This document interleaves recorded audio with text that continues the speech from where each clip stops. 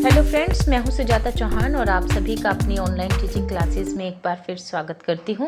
पहली वीडियो में मैंने आपको फिगर ऑफ स्पीच पर्सोनिफिकेशन तक मैंने आपको समझा दिए थे और उम्मीद करती हूं आपको अच्छे से ये समझ आया होगा। नेक्स्ट फिगर ऑफ स्पीच है एपिस्ट्रोफे। इसे हिंदी में कहते हैं संबोधन। जब हम किसी निर्जीव वस्तु या अमूर्त विचार को संबोधित करते हैं तो इस अलंकार को एपिस्ट्रोफे कहते हैं। इंग्लिश में अगर हम इसकी डेफिनेशन की बात करते हैं तो an apostrophe is a direct address to the dead, to the absent और टू द पर्सोनिफाइड ऑब्जेक्ट और आइडिया।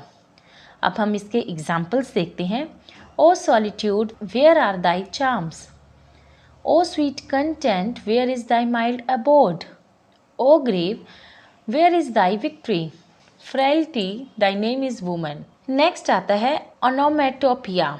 काव्यात्मक शैली जिसमें प्रयुक्त शब्दों की ध्वनि से भाव या अर्थ का संकेत मिलता है उसे हम ओनोमेटोपिया कहते हैं।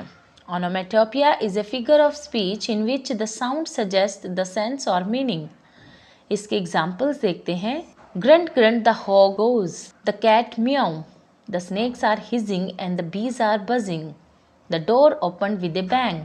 इसके अलावा हमारे पास और फिगर ऑफ स्पीच होते हैं जैसे कि पन है, आयरनी है, इसके अलावा एलिट्रेशन है, स्पीच हैं जिनका हम अपनी काव्य की सुंदरता को बढ़ाने के लिए, विचारों को अपने व्यक्त करने के लिए, उनकी आकर्षण, उनकी सुंदरता को बढ़ाने के लिए प्रयोग करते हैं। और अगर आप इन सभी को भी डिटेल में करना चाहते हैं तो आप मुझे बताइए, कमेंट कीजिए, मैं इस पर भी आपके लिए एक वीडियो अलग से बना दूंगी।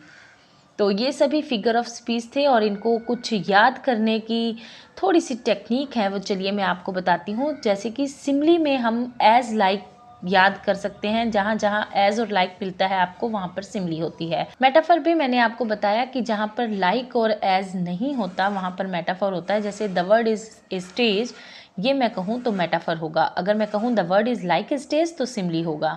इसके बाद आता है ऑक्सीमोरॉन, दो विरोधी शब्द जहाँ पर आपको दो अपोजिट वर्ड्स मिले, जैसे ऑनेस्ट थी, क्रूअली काइंड हस्बैंड। तो क्रूअल और काइंड एक अपोजिट्स हैं, तो यहाँ पर आपको ऑक्सीमोरॉन, जहाँ भी अपोजिट आपको मिलते हैं वर्ड्स वहाँ पर ऑक्सीमोरॉन होता है।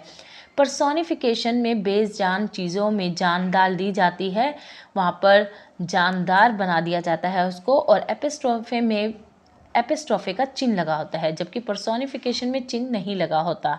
एपिस्ट्रोफे के सेंटेंसेस में ओ का प्रयोग किया जाता है। इन सेंटेंसेस के बाद में संबोधन का चिन्ह जरूर दिया जाता है, साइन ऑफ एक्सक्लेमेशन भी कहते हैं, और कभी कभी कोमा का प्रयोग भी होता है। ओनोमेटोपिया में पशु पक्षी की आवाज़, नदी या समुद्र द्वारा दी गई ध्वनि, बंदूक की गड़गड़ाहट या किसी भी चीज़ की इस तरह के, जैसे खन खन की आवाज़, इस तरह से आवाज़ दी जाती है, जैसे birds chatter, the swords clang. तो इस तरह से हमें इसमें आवाज़ें मिलती हैं।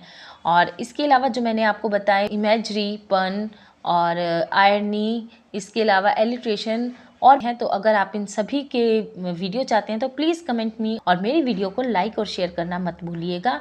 और उससे पहले मेरे चैनल को सब्सक्राइब कीजिए। Thanks for watching me.